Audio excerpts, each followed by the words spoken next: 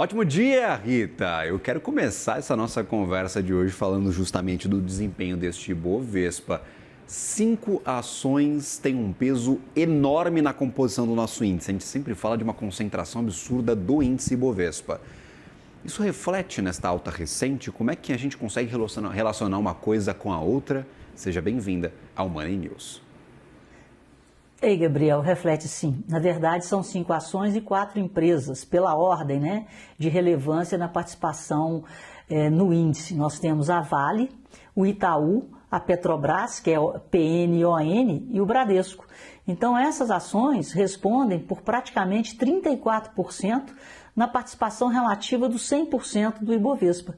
Então, é uma bolsa muito concentrada. E o que nós estamos falando? Nós estamos falando de exportadoras, de produtoras de commodities. Nós vimos ontem os dados da produção industrial.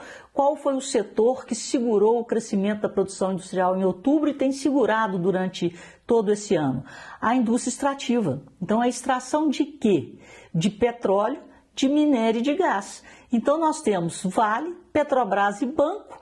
Aí segura-se o Ibovespa, porque os bancos, em um ambiente de Selic nesses níveis, um spread bancário na lua, então os balanços dos bancos estão maravilhosos. O Itaú teve o melhor resultado da história, a Petrobras performou acima do esperado, a Vale está aí numa recuperação danada. Então nós temos, nessas empresas, uma boa parte da explicação dessa performance do Ibovespa. E é muito triste, porque a Bolsa Brasileira, a B3, no final de dezembro de 21, ela tinha, se não me engano, 437 empresas. E esse número vem sendo reduzido. Houve um fechamento de capital, de lá para cá, de 38 empresas. E nós temos a Gol, o Banco Pan e a Neo Energia em processo de saída da listagem da B3. Então, isso mostra esse ambiente nocivo da taxa de juros, que faz com que exportadoras, que não dependem do comportamento do mercado interno, do preço do dinheiro aqui dentro, e bancos, sejam aí os principais motores do desempenho do índice Bovespa, cujo critério, para que você entre no índice, isso também é uma vergonha, é liquidez.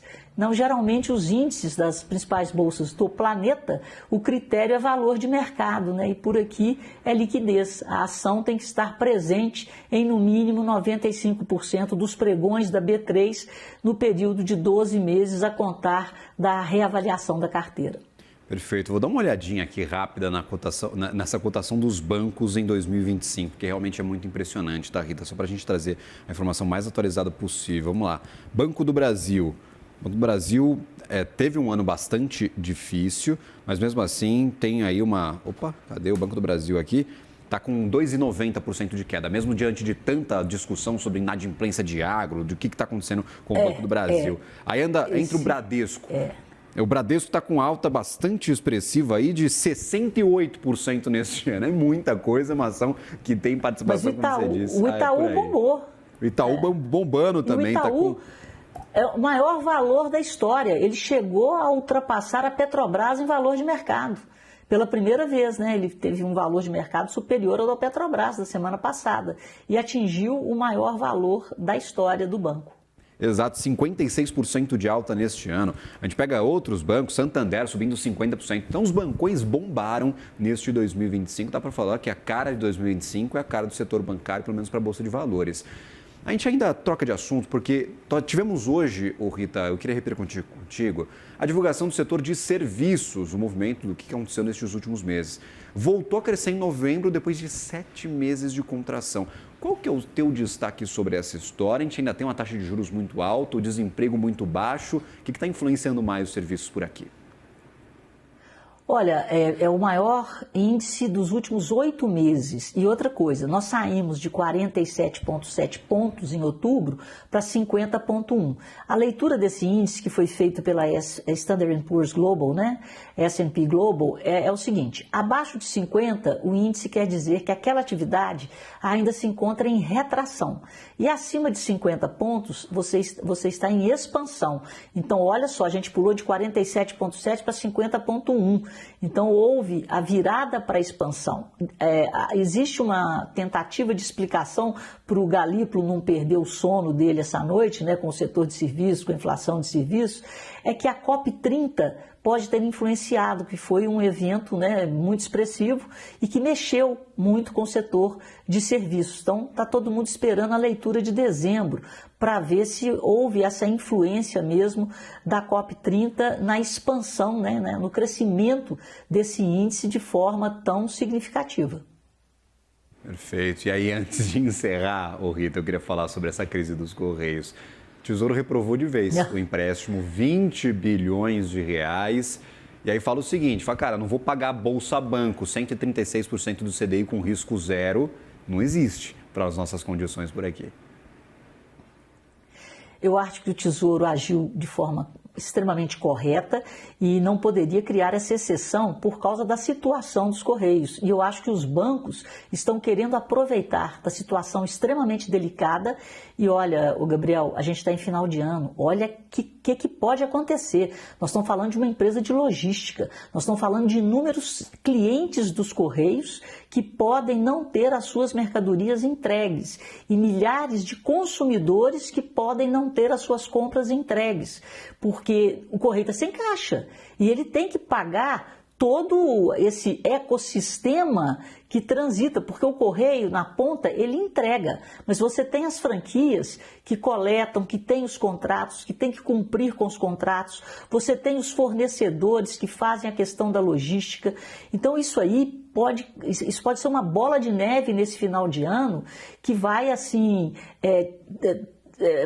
acabar tendo uma repercussão de imagem para os Correios extremamente negativa no momento que ele não pode ter essa perda de clientes, essa perda de consumidores e essa perda de imagem. Então o momento é muito delicado e acho que os bancos, né, tentaram assim, colocar a faca no pescoço do Tesouro, que agiu de forma correta, e vamos ver se eles conseguem liberar essa grana, porque não tem dinheiro. E toda essa cadeia vai deixar de ser paga. E no final das contas, a gente pode ter até um risco dos Correios não terem o suficiente para pagar salário dos seus funcionários. A folha lá é significativa, nós estamos falando de quase 90 mil empregados. A gente está criando uma situação em que faz sentido transformar os Correios numa empresa dependente do Tesouro, porque se o Tesouro se financia com um título público que está pagando lá o CDI, e o empréstimo que vai ser garantido pelo próprio Tesouro, ou seja, eventualmente, se der errado, vai ter que ser pago pelo contribuinte, está cobrando 136% do CDI, faz mais sentido transformar os Correios numa empresa dependente e paga mais barato. Mas aí, claro, por conta dos bancos que estão jogando os Correios contra a parede. Então, a gente tem uma situação bastante difícil, né, Rita? O Tesouro olha para o mercado e fala, cara, o risco é o mesmo, sou eu que vou pagar. E se for emprestar direto para os Correios, vou pagar 136% do CDI, faz mais sentido transformar talvez os Correios numa empresa dependente, só que aí pressiona o orçamento. Aí vai faltar dinheiro discricionário para as contas públicas. Aí não, né, Gabriel? Aí é questão política, né? Então, é uma questão eleitoreira. É um absurdo o Tesouro pagar 20% de juros se, no final das contas, ele teria que fazer um aporte de capital e os juros seriam zero. Poria o aporte e salvaria o Correio. Mas o governo não quer esse ônus, esse custo político em véspera de eleição.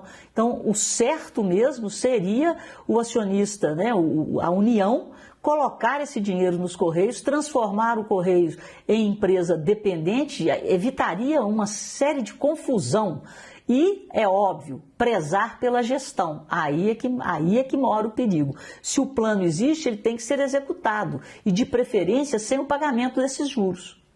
Perfeito. Rita Mundim, sempre bem-vinda aqui à nossa programação. Não sei se a gente vai falar de Correio de novo amanhã, porque todo dia surge alguma coisa, mas, por enquanto, falamos sobre tudo que já aconteceu com a estatal até esta quarta-feira. Até uma próxima, minha cara. Boa tarde, bom trabalho a você.